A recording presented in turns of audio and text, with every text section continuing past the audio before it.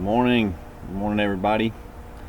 I have a question today. Do you brag or beg when you spend time in prayer? Luke chapter 18, Jesus tells this story about a Pharisee and a tax collector.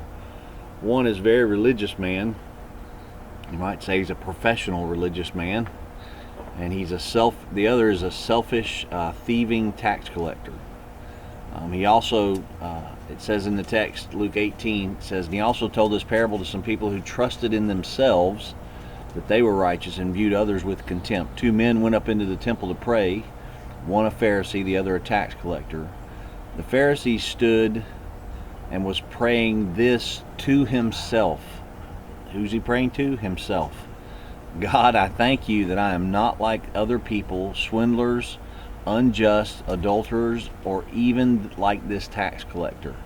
I fast twice a week. I pay tithes of all that I get.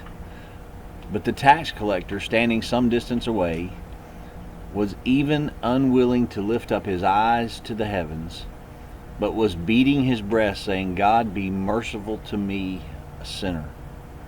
I tell you, this man went to his house justified rather than the other. For everyone who exalts himself will be humbled, and he who humbles himself will be exalted. It's interesting, isn't it, that Jesus says the Pharisee was praying to himself, and the tax collector was heard. One was a self-righteous person and viewed others with less than viewed others as less than himself. And one, though battling with selfishness and even stealing, was unwilling to exalt himself, but truthful about his struggles. One bragged in prayer about himself, while one begged for mercy. One was standing proudly with his chest out, looking down on others. The other was unwilling to raise his eyes. He bowed low and was beating his chest with great humility.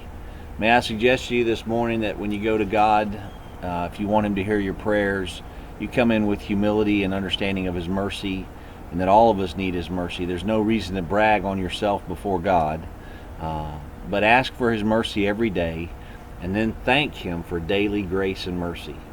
I pray you'll come to Him humbly today, and you'll live humbly so He can multiply His grace to you. Be blessed, and we'll see you back tomorrow.